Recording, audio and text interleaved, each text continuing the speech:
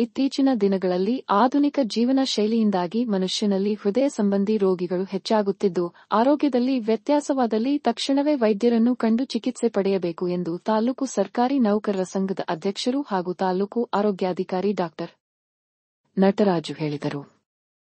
ಪಟ್ಟಣದ ಶಿಕ್ಷಕರ ಭವನದಲ್ಲಿ ರಾಜ್ಯ ಸರ್ಕಾರಿ ನೌಕರರ ಸಂಘದ ತಾಲೂಕು ಘಟಕದ ವತಿಯಿಂದ ಸಾಲಿಗ್ರಾಮ ಮತ್ತು ಕೆ.ಆರ್. ನಗರ ತಾಲೂಕು ಸರ್ಕಾರಿ ನೌಕರರಿಗೆ ಆಯೋಜಿಸಿದ್ದ ಉಚಿತ ಹೃದ್ರೋಗ ಆರೋಗ್ಯ ತಪಾಸಣಾ ಶಿಬಿರ ಉದ್ಘಾಟಿಸಿ ಮಾತನಾಡಿದ ಅವರು, ತಂಬಾಕು ಪದಾರ್ಥಗಳು ಮತ್ತು ಮದ್ಯ ಸೇವನೆಯಿಂದ ಹೃದಯ ಸಂಬಂಧಿ ಕಾಯಿಲೆಗಳು ಬರುತ್ತವೆ. ಎದೆ ಉರಿತವಾದಾಗ ಎಸಿಡಿಟಿ ಎಂದುಕೊಂಡು ವೈದ್ಯರ ಬಳಿ ತೋರಿಸದೆ ಔಷಧಿ ಆಯೋಜಿಸಲಾದ ಇಂತಹ ಶಿಬಿರಗಳಲ್ಲಿ ಪಾಲ್ಗೊಳ್ಳಬೇಕು. ಹೃದಯ ಸಂಬಂಧ ಪ್ರಕರಣಗಳು ಹೆಚ್ಚುತ್ತಿರುವ ಹಿನ್ನೆಲೆಯಲ್ಲಿ ಪ್ರತಿಯೊಬ್ಬರೂ ತಮ್ಮ ಆರೋಗ್ಯವನ್ನು ಕಾಪಾಡಿಕೊಳ್ಳಲು ಗಮನ ಹರಿಸಬೇಕು ಎಂದರು. ಈ ಸಂದರ್ಭದಲ್ಲಿ 400 ಮಂದಿ ಸರ್ಕಾರಿ ನೌಕರರಿಗೆ ಹೃದಯ ತಪಾಸಣೆ, ರಕ್ತದೊತ್ತಡ, ಸಕ್ಕರೆ, ಇಸಿಜಿ ಸೇರಿದಂತೆ ಇತರ ತಪಾಸಣೆಗಳನ್ನು ನಡೆಸಿ ಔಷಧಿ ವಿತರಿಸಿ ಸೂಕ್ತ ಸಲಹೆ ನೀಡಲಾಯಿತು.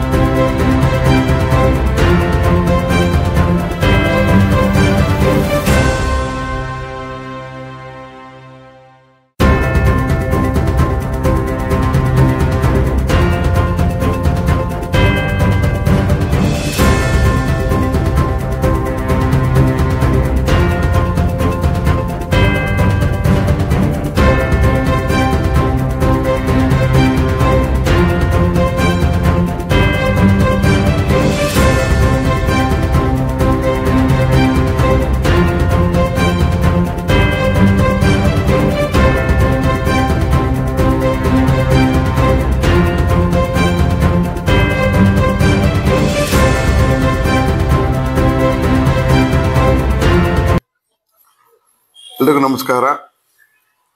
ನಾವು ಡಾಕ್ಟರ್ ನಟರಾಜ್, ತಾಲೂಕು ಸರ್ಕಾರಿ ನೌಕರರ ಸಂಘದ ಅಧ್ಯಕ್ಷ KR. ನಮ್ಮ ಸಂಘದ ತೀರ್ಮಾನದಂತೆ ಪ್ರತಿ ತಿಂಗಳು ಕೂಡ ಒಂದೊಂದು ಕಾರ್ಯಕ್ರಮ ಮಾಡಬೇಕು ಅಂತ ಪ್ಲಾನ್ ಮಾಡ್ಕೊಂಡಿದ್ವಿ. ಅದರ ಅಂಗವಾಗಿ ಆರಂಭದಲ್ಲೇ ನಾವು ಪ್ರತಿಭಾ ಪುರಸ್ಕಾರ ಮತ್ತು ಸಾಧಕರಿಗೆ ಸನ್ಮಾನಗಳನ್ನ ಏರ್ಪಡಿಸ್ಕೊಂಡ್ವಿ. ನಂತರ ಕ್ರಿಕೆಟ್ ಟೂರ್ನಮೆಂಟ್ ಕಂಡಕ್ಟ್ ಮಾಡಿದ್ವಿ. ಅದಾದ ಮುಂದಿನ ತಿಂಗಳಲ್ಲಿ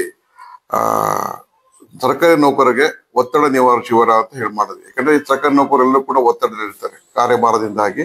ಅವರು ಒತ್ತಡ ನಿವಾರಣೆ ಶಿಬಿರವನ್ನು ಪ್ರಜಾಪಿತ ಬ್ರಹ್ಮಕುಮಾರಿ ಸಮಾಜದ ಸಹಯೋಗದೊಂದಿಗೆ ಅವರ ಕೇಂದ್ರದಲ್ಲಿ ಕೂಡ ಮೈಸೂರಿಂದ ತಜ್ಞರು ಬಂದು ಅವ್ರಿಗೆ ತರಬೇತಿ ಕೊಟ್ಟರು.